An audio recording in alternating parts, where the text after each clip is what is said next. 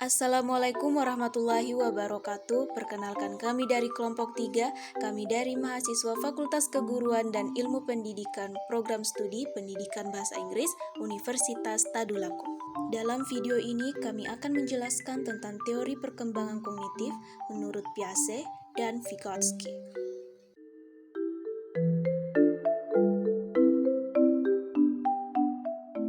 Menurut jurnal dan artikel yang kami baca, terdapat beberapa poin yang kami akan jelaskan di video ini mengenai teori perkembangan kognitif menurut Piaget dan Vygotsky. Namun, sebelum kami menjelaskan apa itu teori Piaget dan apa itu teori Vygotsky, kita harus tahu dulu dong, apa sih perkembangan kognitif itu? Nah, kognitif adalah salah satu ranah dalam taksonomi pendidikan. Secara umum, kognitif diartikan potensi intelektual yang terdiri dari tahapan pengetahuan, pemahaman, penerapan, analisa, sintesa, dan evaluasi.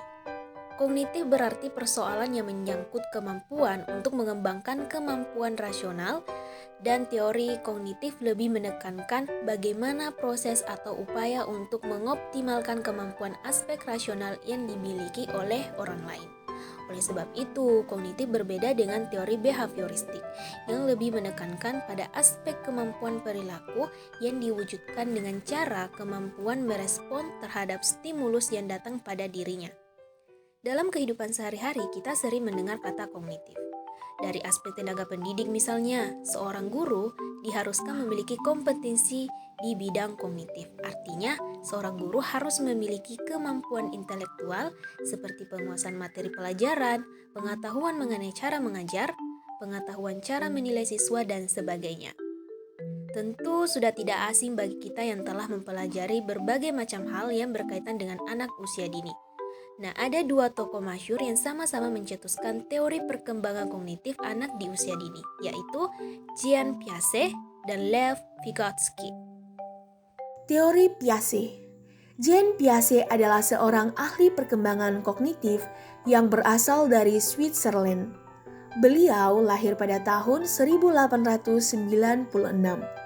Ia dikenal sebagai ahli konstruktivis pertama yang beranggapan bahwa belajar merupakan proses pembelajaran yang ditemukan oleh diri sendiri. Maksudnya di sini adalah proses belajar seseorang terjadi karena interaksi dan pengamatan yang dilakukan pada lingkungannya. Piaget percaya bahwa seseorang belajar dan mengelola pengetahuannya sendiri. Teori yang dijelaskan Piaget ini dikenal sebagai teori konstruktivisme. Pertumbuhan atau perkembangan kognitif terjadi melalui 3 proses yang saling berhubungan, yaitu yang pertama, organisasi. Organisasi merupakan istilah yang digunakan Piaget untuk mengintegrasikan pengetahuan ke dalam sistem-sistem. Dengan kata lain, organisasi adalah sistem pengetahuan atau cara berpikir yang disertai dengan pencitraan realitas yang semakin akurat. Contohnya di sini, anak laki-laki yang baru berumur 4 bulan mampu untuk menatap dan menggenggam sebuah objek. Dalam sistem kognitif, organisasi memiliki kecenderungan untuk membuat struktur kognitif menjadi semakin kompleks. Struktur-struktur kognitif disebut dengan skema. Skema adalah pola perilaku terorganisir yang digunakan seseorang untuk memikirkan dan melakukan tindakan dalam situasi tertentu. Contohnya, gerakan refleks menyedot pada bayi, yaitu gerakan otot pada pipi dan bibir yang menimbulkan gerakan menarik. Yang kedua, adaptasi. Adaptasi merupakan cara anak untuk memperlakukan informasi baru dengan mempertimbangkan apa yang telah mereka ketahui. Adaptasi ini dilakukan dengan 2 langkah, yaitu A. Asimilasi. Asimilasi merupakan istilah yang digunakan Piaget untuk merujuk pada peleburan informasi baru ke dalam struktur kognitif yang sudah ada. Seorang individu dikatakan melakukan proses adaptasi melalui asimilasi jika individu tersebut menggabungkan informasi baru yang dia terima ke dalam pengetahuan mereka yang telah ada. B. Akomodasi. Akomodasi merupakan istilah yang digunakan Piaget untuk merujuk pada perubahan yang terjadi pada sebuah struktur kognitif dalam rangka menampung informasi baru. Jadi, dikatakan akomodasi jika individu menyesuaikan diri dengan informasi yang baru. Melalui akomodasi ini, struktur kognitif yang sudah ada dalam diri seseorang mengalami perubahan sesuai dengan rangsangan-rangsangan dari objeknya. 3. Ekuilibrasi. Ekuilibrasi yaitu istilah yang merujuk pada kecenderungan untuk mencari keseimbangan pada elemen-elemen kognisi. Ekuilibrasi diartikan sebagai kemampuan yang mengatur dalam diri individu agar ia mampu mempertahankan keseimbangan dan menyesuaikan diri terhadap lingkungannya. Perkembangan kognitif. Pada teori tersebut, Piaget menjelaskan bahwa ada 4 tahapan anak dalam perkembangan. 1. Periode sensori motor, yakni pada usia 0-2 tahun. Anak mulai belajar melalui gerak dan inderanya yang meliputi penglihatan, penciuman, pendengaran, serta peraba. 2. Periode praoperasional, yakni pada usia 2-7 tahun. Pada tahap ini, anak mulai menggunakan simbol yang dapat berupa ucapan maupun perilaku.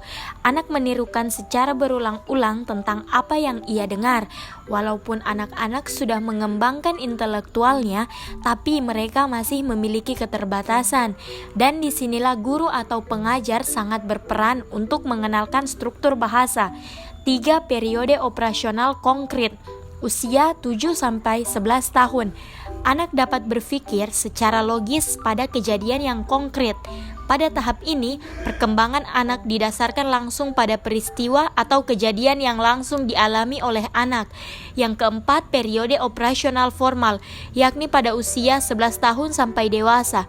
Pada tahap ini, anak telah mampu untuk berpikir secara abstrak sehingga ia dapat berpikir tanpa melalui peristiwa secara langsung dengan langsung menyimpulkan sesuatu yang ada pada nalarnya. Teori perkembangan kognitif Vygotsky. Sementara itu, Vygotsky merupakan seorang psikolog perkembangan yang lahir di Rusia. Vygotsky merasa kurang setuju dengan pendapat Piaget yang meyakini bahwa pengetahuan anak didapatkan melalui dirinya sendiri. Pada temuan Vygotsky di awal abad 20, ia mengoreksi bahwa perkembangan kognitif anak juga dihasilkan dari interaksi dan pengamatan dari lingkungan dan masyarakat. Ia sangat meyakini bahwa perkembangan anak juga didapat dari pengaruh sosial kultural. Berbeda dari Piaget, Vygotsky berpendapat bahwa perkembangan kognitif sangat terkait dengan masukan dari orang-orang lain. Teori Vygotsky mengatakan bahwa pembelajaran mendahului perkembangan. Bagi Vygotsky, pembelajaran melibatkan perolehan tanda-tanda melalui pengajaran dan informasi dari orang lain. Teori perkembangan kognitif Vygotsky. 1. Konsep zona perkembangan proksimal. Vygotsky mengistilahkan zona perkembangan proksimal, yaitu anak yang mendapat tugas yang dirasa sulit bagi anak untuk dikerjakan sendiri, akan tetapi jika dibantu oleh orang dewasa atau orang yang sudah terlatih, maka anak dapat mengerjakan tugas yang dirasa sulit tersebut. 2. Konsep scaffolding. Vygotsky menjelaskan tentang perubahan dukungan yang dialami oleh anak selama proses pembelajaran terkait dengan perkembangan kognitif. 3. Bahasa dan pemikiran. Menurut Vygotsky, pembicaraan yang dilakukan oleh anak tidak hanya untuk berkomunikasi saja, melainkan untuk membantu mereka dalam memenuhi kebutuhan mereka. Karena dengan menggunakan bahasa, meskipun bahasa yang diucapkan belum sempurna, tetapi dengan bahasa tersebut sudah mewakili apa yang diinginkan atau diutarakan oleh anak. Samaan antara pandangan Piaget dan teori Vygotsky. Di sini ada 6 bagian. Yang pertama, ada 2 jalur untuk perkembangan pemikiran. Perkembangan alam dan sosial yang berinteraksi secara terus. Peran alam dan sosial sangat penting untuk perkembangan kognitif. Sehingga jika tidak ada peran dua-duanya, perubahan kognitif tidak dapat dipahami. Yang kedua, anak yang berperan aktif dalam memperoleh pengetahuan. Pembangunan adalah hasil pengalaman yang dialami di lingkungan oleh anak-anak. Pada akhirnya, anak-anak akan mampu mengubah pengalaman mereka secara mental melalui refleksi batin. Yang ketiga, proses perkembangan kognitif melibatkan perubahan kualitatif penting dalam berpikir. Untuk Piaget, semua anak melalui 4 tahap. Bagi Vygotsky, pemikiran berubah secara kualitatif ketika anak-anak mampu berkomunikasi secara verbal dan ketika anak-anak menjadi sadar dan mengendalikan pemikiran mereka melalui instruksi. Yang keempat, pemikiran yang matang. Piaget menggambarkannya dengan kemampuan berpikir abstrak, logis, reflektif, dan hipotesis deduktif dalam tingkat formal operatif. Pula, Vygotsky menggambarkannya fungsi mental yang lebih tinggi mencakup pemikiran logis, abstrak, dan refleksi diri. Yang kelima, Piaget dan Vygotsky setuju bahwa seiring bertambahnya usia dan pengalaman pada konstruksi pengetahuan, pemahaman mereka akan terstruktur. Yang keenam atau yang terakhir, kecepatan perkembangan pribadi dapat dipengaruhi oleh lingkungan sosial. Lingkungan sosial mempengaruhi tidak hanya isi pengetahuan, tetapi juga hakikat pengetahuan. Perbedaan pandangan Piaget dan teori Vygotsky. Perbedaan antara pandangan Piaget dan teori Vygotsky ini ada 6. Yang pertama, Piaget menekankan pada aspek alam dan biologis dalam menjelaskan perubahan struktural umum dalam pemikiran anak. Sedangkan Vygotsky menemukan konteks budaya proses perkembangan kognitif. Yang kedua, perkembangan kognitif Piaget bersifat universal terlepas dari konteks budaya anak. Tetapi Vygotsky mementingkan konteks budaya untuk menentukan jenis proses kognitif. Ketiga, Piaget menekankan interaksi antara anak dan objek fisik untuk perkembangan pemikiran yang matang, sedangkan Vygotsky menekankan interaksi dengan orang-orang sebagai penentu pemikiran formal anak-anak. Keempat, dalam teori Piaget, bahasa adalah produk sampingan dari perkembangan intelektual pada sumber perkembangan intelektual. Tetapi dalam teori Vygotsky, bahasa memainkan peran penting dalam perkembangan kognitif dan menjadi inti dari fungsi mental anak. Kelima, Piaget menganggap anak-anak sebagai penemu independen yang belajar tentang dunia sendiri. Tetapi Vygotsky berpikir bahwa pembelajaran baik terjadi dalam konteks budaya, dan baik objek yang akan ditemukan maupun sarana untuk menemukannya adalah produk dari sejarah dan budaya manusia. Keenam, Piaget berpikir bahwa hanya apa yang ditemukan anak-anak sendiri yang mencerminkan status kognitifnya saat ini. Namun Vygotsky berpikir bahwa menginternalisasi pengetahuan budaya memainkan peran penting dalam perkembangan kognitif anak-anak. Kelemahan teori Piaget dan Vygotsky. Seperti tunjukkan kelemahan teori Piaget pertama, tahapan perkembangan kognitif tidak begitu berkembang secara jelas dan dramatis, tetapi bisa juga diperoleh keterampilan intelektual bertahap secara alami. Kedua, Piaget tidak menjelaskan apa yang terjadi jika salah simpan pengetahuan atau konsep baru pada skema kognitif karena terjadi non-adaptif. Kelemahan teori Vygotsky dapat disimpulkan seperti demikian. Pertama, Vygotsky melakukan penekanan yang berlebihan pada pengaruh bahasa pada perkembangan kognitif. Pengaruh bahasa pada perkembangan kognitif terlalu ditekankan dan tidak dieksplorasi dengan tepat bagaimana bentuk representasi simbolik lainnya berkontribusi pada fungsi mental yang lebih tinggi. Kedua, merendahkan aspek aktif anak.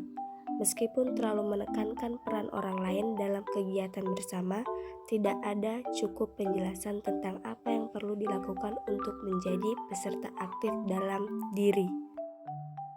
Kritik teori Piaget. Kebanyakan ahli psikologi sepenuhnya menerima prinsip-prinsip umum Piaget bahwa pemikiran anak-anak pada dasarnya berbeda dengan pemikiran orang dewasa, dan jenis logika anak-anak itu berubah seiring dengan bertambahnya usia. Namun, ada juga peneliti yang meributkan detail-detail penemuan Piaget, terutama mengenai usia ketika anak mampu menyelesaikan tugas-tugas spesifik. 1. Bauer dan Wishart tahun 1972 menyebutkan bahwa objek permanens terjadi pada anak-anak dengan usia yang lebih muda daripada yang diklaim oleh Piaget. 2. Martin Hodge menyebutkan bahwa Piaget meremehkan kemampuan anak karena tes yang digunakannya sulit dimengerti oleh anak-anak. 3. Ross dan Blank tahun 1974 serta McGarrigle dan Donaldson tahun 1974 sama-sama menyebutkan bahwa anak-anak telah mencapai conservation pada usia yang lebih muda daripada yang diklaim oleh Piaget. 4. Robert Siegler tahun 1979 menyebutkan bahwa perkembangan kognitif anak adalah proses belajar yang berkelanjutan, bukan berupa blok-blok tahapan seperti yang dikemukakan Piaget. 5. Hal ini sejalan dengan pandangan Vygotsky dan Brunner, dan didukung dengan studi Keating 1979 yang menunjukkan bahwa 40-60% mahasiswa gagal menjalani tes operasi formal. Kesimpulannya adalah, dalam pandangan Piaget, belajar yang sebenarnya bukanlah sesuatu yang diturunkan oleh guru, melainkan sesuatu yang berasal dari dalam diri anak sendiri. Piaget berpendapat bahwa belajar merupakan proses menyesuaikan pengetahuan baru ke dalam struktur kognitif yang telah dimiliki seseorang. Berbeda dari Piaget, Vygotsky berpendapat bahwa perkembangan kognitif sangat terkait dengan masukan dari orang-orang lain. Teori Piaget mengatakan bahwa perkembangan mendahului pembelajaran. Dengan kata lain, struktur kognitif tertentu perlu berkembang sebelum jenis-jenis pembelajaran tertentu dapat terjadi. Teori Vygotsky mengatakan bahwa pembelajaran mendahului perkembangan. Bagi Vygotsky, pembelajaran melibatkan perolehan tanda-tanda melalui pengajaran dan informasi dari orang lain. Perkembangan melibatkan internalisasi anak terhadap tanda-tanda ini sehingga sanggup berpikir dan memecahkan masalah tanpa bantuan orang lain. Kemampuan ini disebut pengaturan diri atau self-regulation. Dari dua teori mengenai perkembangan kognitif tersebut dapat disimpulkan bahwa menurut Piaget proses perkembangan kognitif sejalan dengan kemajuan anak-anak, dan dia menggambarkan bahwa anak mampu melakukan sendiri atau memandang anak-anak sebagai pembelajaran lewat penemuan sendiri. Sedangkan teori Vygotsky lebih menekankan peranan orang dewasa atau anak-anak lain dalam memudahkan perkembangan si anak.